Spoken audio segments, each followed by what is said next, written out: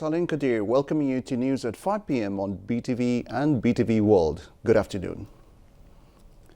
Prime Minister and ruling Awami League chief Sheikh Hasina firmly uttered that her party always keeps the election pledges they place before the nation ahead of any national election. The Prime Minister said this while delivering her introductory speech at the joint meeting of the Awami League Working Committee, National Committee and Advisory Council at Ganabhavan this morning. Sheikh Hasina said that the government is working for the country and its people as per its election pledges.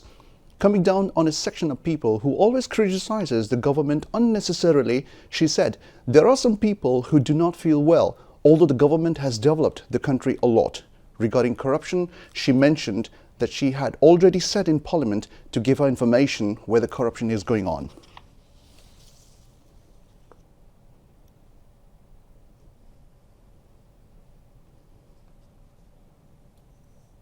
এত কাজ করার পরেও কিছু লোক আছে তাদের কোনো কিছু ভালো লাগে না আর দুর্নীতি নিয়ে যে কথা বলে আমি তো পার্লামেন্টে বলছি যে কোথায় দুর্নীতি হয়েছে আমাকে তথ্য দেন আমি ব্যবস্থা নেব শুধু মুখে মুখে বললে তো হবে না এখন এমন লোকদের কাছ থেকে আমার শুনতে হচ্ছে যে যারা নিজেরাই দুর্নীতিগ্রস্ত তাদের আমলে দুর্নীতিতে বাংলাদেশ চ্যাম্পিয়ন হয়েছে অথবা বলতে গেলে ওই ক্ষুদ্র ঋণের ব্যবসা করতে যে গরিব মানুষের উপর এমন চাপ যে সুদ দিতে দিতে তারা অনেক সময় বাড়িঘর বিক্রি করে এলাকা থেকে চলেই যেতে হয়েছে অথবা আত্মহত্যা করতে হয়েছে কিন্তু এই গরিব মানুষের টাকা দিয়েই কিন্তু বিদেশে নাম টাম করে টয়ে বেশ ভালোই আছে এবং প্রচুর অর্থ সম্পদের মালিক পৃথিবীর বিভিন্ন দেশে বিনিয়োগও করে ফেলছেন তো এই টাকাগুলি কোত্থেকে এই গরিবের রক্তচোষা টাকা তো এটা তো বাস্তব কথা আমি মনে করি যে আমার বাড়ি আমার খামার প্রকল্প বা আমরা যে সমস্ত পদক্ষেপ নিয়েছি তাতে আমার দেশের মানুষকে আর ওই উচ্চ হারে ঋণ নেওয়ার প্রয়োজন হবে না তার নিজের টাকা দিয়ে নিজেরাই চলতে পারবে নিজেরাই ক্ষুদ্র ব্যবসা চালাতে পারবে আমরা যে কথা দিয়েছি যখনই নির্বাচনী ইশতেহার প্রতি বাজেটে আমরা নির্বাচনী ইশতেহার সামনে রেখেই কিন্তু আমাদের পরিকল্পনা নেই পঞ্চবার্ষিক পরিকল্পনা যখন করি সেখানেও আমাদের ঘোষণাপত্র এবং আমাদের নির্বাচনী ইশতেহার সেটা আমরা মাথায় রেখে সামনে রেখেই কিন্তু আমরা করি অর্থাৎ যে ওয়াদা জাতিকে দিই সেই ওয়াদাটা আমরা রক্ষা করি আওয়ামী লীগ যেটা বলে মানুষের জন্য যে ওয়াদা করে সেই ওয়াদাটা আওয়ামী লীগ রক্ষা করে এটা হলো বাস্তবতা The second day of Bisho Ijtima in Tongi is going on through sermons from the Holy Quran and Hadith. Islamic scholars from home and abroad are delivering sermons. The first phase of Bisho Ijtima will end tomorrow through Akhiri Munazat or concluding prayer in the morning between 10 and 11:30 a.m. According to Tabligh Jamaat, Bangladesh's Maulana Zubair is expected to lead the Akhiri Munazat seeking global peace and welfare of the humanity. The first phase of this year's Ijtima began on January 13th, after the 2 years due to coronavirus pandemic.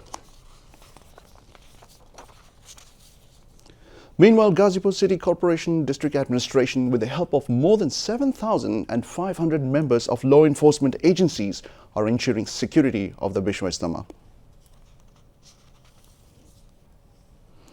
Agriculture Minister Dr. Mohammad Abdul Razak has said officials of different government offices as well as public representatives have to be active to smoothly implement ongoing development activities of the government.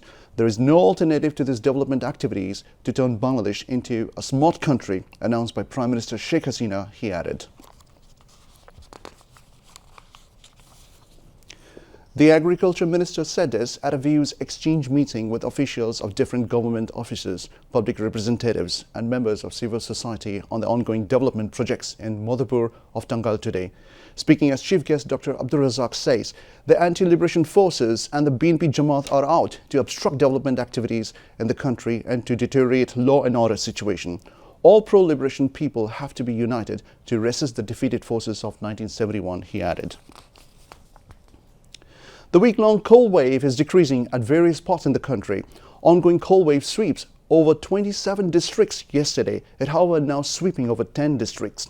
The lowest temperature in the country was recorded at 6.1 degrees Celsius in Tetulia today, while the highest temperature was recorded at 29.6 degrees Celsius in Teknaf of Chattogram Division. Meanwhile, the government and various private organizations have been distributing winter clothes among the colded people across the country. We now begin with international news. Russia's military says it has captured the Ukrainian salt mine town of Solidar after a long battle, calling it an important step for its offensive. The victory would allow Russian troops to push on to the nearby city of Bakhmut and cut off the Ukrainian forces there. This was a very confident and ambitious statement from Moscow. But Ukrainian officials said that the fight for Solidar was still going on and accused Russia of information noise. The battle for Solidar has been one of the bloodiest of the war. A large blast has hit a gas pipeline in the Pesvelis region of the northern Lithuania, near the Latvian border.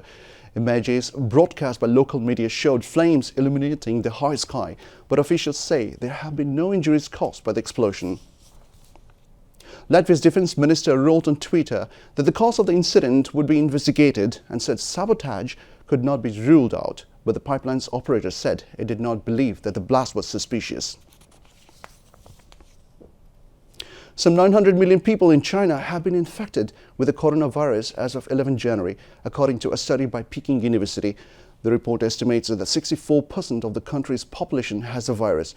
It ranks Gansu province when 91% of the people are reported to be infected at the top, followed by Yunnan at 84% and Qinghai at 80%.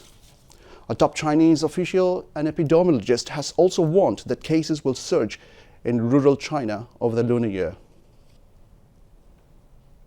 That's all from the newsroom for the moment. Thank you for staying with us. Khuda Hafiz.